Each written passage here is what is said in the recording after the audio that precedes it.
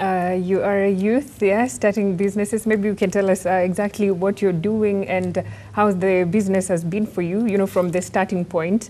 As I said earlier, for many youth, we have so many ideas out there and we're good in sharing them, but we don't know how to execute them. So maybe you can share with us your story. Okay, thank you so much. I'm a youth, as you just said, Yes. and I began from scratch. I remember during the post-election violence 2018, 2007 to 8, there was a need for greens, foodstuff that is. I decided to venture into greens. Where we stay, there were chaos.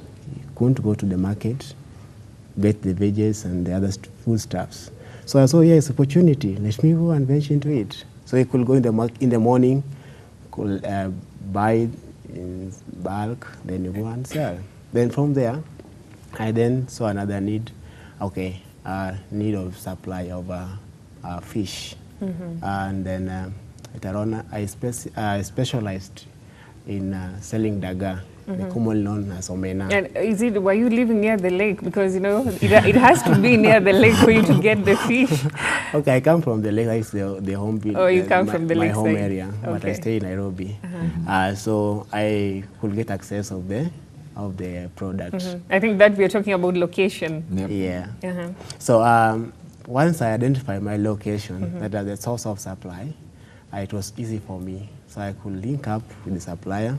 Initially, could go to the lake, purchase the product, bring them over, then you do the sales. But later on, we have changed the trend. You now just place order, you wait for your parcel, leave, and then you do the sales. So from there, I developed that interest. I also started coaching others who wish to venture into the same. Yes. And what brought you to starting the business of fish? Why not something else? Okay, I understand the trend. The availability was a key factor. I also had passion for the same, or selling the same. So you love fish. You love to eat fish. Exactly. Because I believe, you know, for you to start something, you have to have an interest in it. Exactly. I love fish, by the way. I love fish. And having that passion, and also the need that was there, I saw it better that this is an opportunity for me to venture into. So I pulled some resources. By the way, my first income, not income really, but capital, I borrowed. I didn't have that capital. I had that interest. And then where can I get the capital became the second question. So where did you get the capital? Oh, the capital. My first capital I was given by a friend. I think that's where we're coming to. The different ways that you can get either a loan is from friends, from the banks. Yeah. So from after that capital from my friend, I developed it and then went further, gave it back to the owner. I had the capital then, but I needed my business to expand. Now, I went to the microfinance. So, and I approached the microfinance. They required that to be in a small group, whereby could have a self-help group, sort of. After that, self-help group will save with them for after some time, then they loaned us. Our members are to be our guarantors. So from there, we get some capital. I got some capital.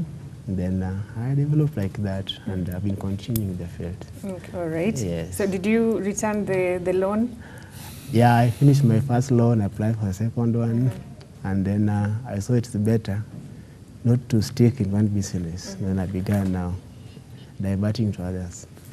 Yes. Okay, all right. Maybe to Neelam, you can. Are you dealing with small and medium scale businesses only? And why? Why exactly that? So currently our customer base, 60% is small and medium-sized enterprises. We're also venturing into community banking. We did our pilot project last year and that's done quite well. So we're hoping to do a few more projects this year. Yeah, but primarily it is small and medium enterprises. This is a market that you not only, we coach the entrepreneurs as we lend them money. We have to get involved in the businesses because, my friend here he knows the science of the business. He knows how to run the business, but he might not be really good with the cash flows and the books and the financials. Yeah. And that's where the bank comes in. So we need a lot of staff to go and sit with our customers and go through their cash flows and go through their finances and show them maybe this is how you need to do things. So the SME business is very resource intensive. You need a lot of interactions because you're helping small entrepreneurs and helping bring them up. So the model with corporate banking, you have finance, you have heads of finance, and you have finance departments that do all this work. With SMEs, mostly sole proprietors, that's all. I am the marketing person, I am the person that does the books, and I still have, my life to lead as well as personal lives and all. So there's a lot of hand-holding and coaching and mentoring through the process. Yeah. Okay, all right. First Community Bank has indicated a net profit of 37% during the financial year ended 31st December 2017. According to the officials, the bank's growth in profitability was underpinned by a 17% growth in deposits during the year, netting the highest growth in the bank's 10-year history. Now, the bank witnessed a 13% growth in total assets to 17 billion shillings at the close of 2017 compared to 15 billion shillings in 2016. The growth in deposits is attributed to increased faith in the bank by the client base amid the turbulent conditions that were experienced in the banking sector, which included a prolonged electioneering season, inflationary pressures, and full impact of rate capping. The improved performance of the bank is attributed primarily to the focus on the SME sector.